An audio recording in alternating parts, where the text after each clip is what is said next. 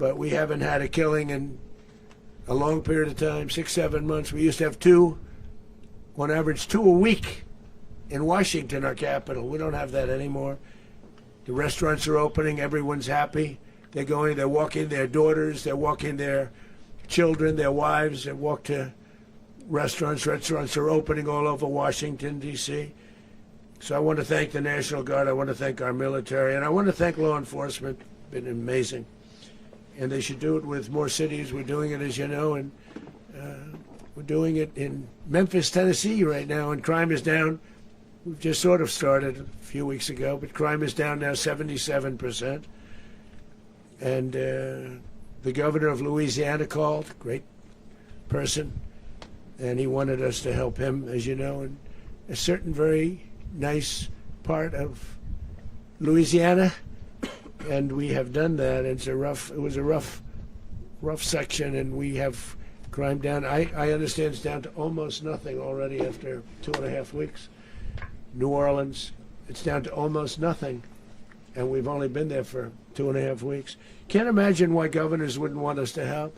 We also helped, as you know, in Chicago, and crime went down a little bit there. We did a very small help because we had no working ability with the governor. The governor was a disaster, and the mayor was a disaster, but it knocked down crime. But we're pulling out of there. When they need us, we'll know. You'll know. You'll be writing about it. And likewise, Los Angeles, where we saved Los Angeles early on, where the head of the police department made a statement that if the federal government didn't come in, we would have lost Los Angeles. That's long after the fires. That's when they had the riots in Los Angeles. We did a great job. Got no credit for it whatsoever, but that's okay. It doesn't matter. We don't need the credit. But we'll be pulling out when they need us. They'll call, or we'll go back if we have to. We'll go back. But we did a great job in various cities. But the place that we're very proud of is Washington, D.C., because it's our nation's capital. We took it from being a crime-ridden mess to being one of the safest cities in the country. But the gangs that they sent raped, tortured, and murdered American women and children. They were in all of the cities I mentioned, Tren de Aragua. And they were sent by Maduro to terrorize our people, and now Maduro will never again be able to threaten an American citizen or anybody from Venezuela. There will no longer be threats. For years I've highlighted the stories of those innocent Americans whose lives were so heartlessly robbed by this Venezuelan terrorist organization. Really one of the worst. One of the worst, they say the worst. Americans like 12-year-old Jocelyn Nungary from Houston. Beautiful Jocelyn Nungary, what happened to her? They, as you know, they kidnapped, assaulted, and murdered by Tren de Aragua animals. They murdered Jocelyn and left her dead under the bridge. There was a bridge that will never be the same to so many people after seeing what happened. As I've said many times, the Maduro regime emptied out their prisons, sent their worst and most violent monsters into the United States to steal American lives. And they came from mental institutions and insane asylums. They came from prisons and jails. The reason I say both, they sound similar. Actually, prisons, a little bit more hostile, a little bit tougher. A mental institution isn't as tough as it. Took all of our property. It was our property. We built it. And we never had a president that decided to do anything about it. Instead, they fought wars that were 10,000 miles away. We built Venezuela oil industry with American talent, drive, and skill, and the socialist regime stole it from us during those previous administrations, and they stole it through force. This constituted one of the largest thefts of American property in the history of our country. Considered the largest theft of property in the history of our country. Massive oil infrastructure was taken like we were babies, and we didn't do anything about it. I would have done something about it. America will never allow foreign powers to rob our people or drive us back into and out of our own hemisphere. That's what they did. Furthermore, under the now deposed dictator Maduro, Venezuela was increasingly hosting foreign adversaries in our region and acquiring menacing offensive weapons that could threaten U.S. interests and lives. And they used those weapons last night. Potentially in league with the cartels operating along our border. All of these actions were in gross violation of the core principles of American foreign policy, dating back more than 2 centuries.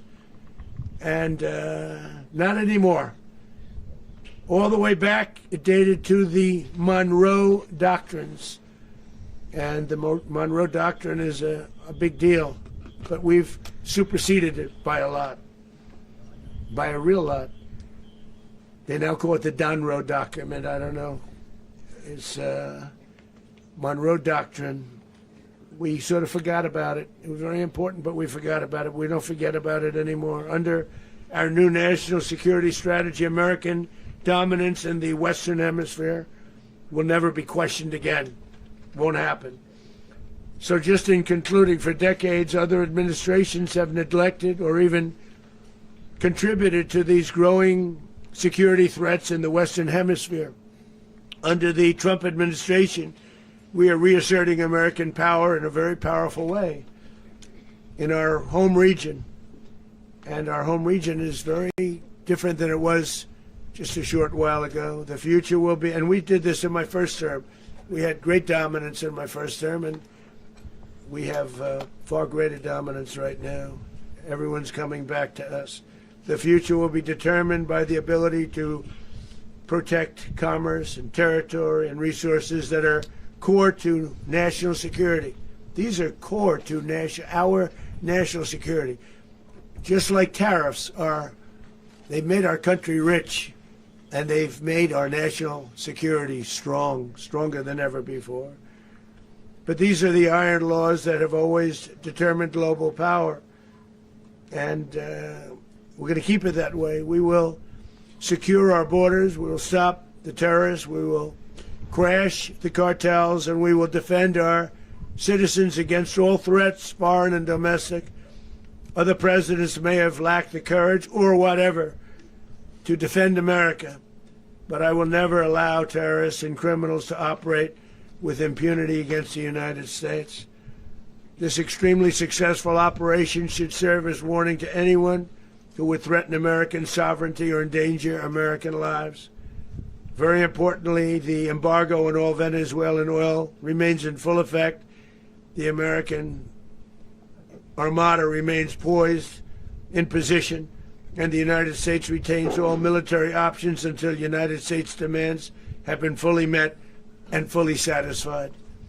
All political and military figures in Venezuela should understand what happened to Maduro can happen to them, and it will happen to them if they aren't just fair, even to their people. The dictator and terrorist, Maduro, is finally gone in Venezuela. People are free. They're free again. It's been a long time for them, but they're free. America is a safer nation this morning. It's a prouder nation this morning because it didn't allow this horrible person and this country that was doing very bad things to us. It didn't allow it to happen. And the Western Hemisphere is right now a much safer place to be. So I want to thank everybody for being here. I want to thank General Raisin Kane. He's a fantastic man. I've worked with a lot of generals. I worked with some I didn't like. I worked with some I didn't respect. I worked with some that just weren't good. But this guy is fantastic. I watched last night one of the most precise attacks on sovereignty. I mean, it was an attack for justice. And I'm very proud of him, and I'm very proud of our Secretary of War, Pete Hegseth, who I'm going to ask to say a few words. Thank you very much. Mr. President, can you explain how the U.S. will run Venezuela? Well, thank you.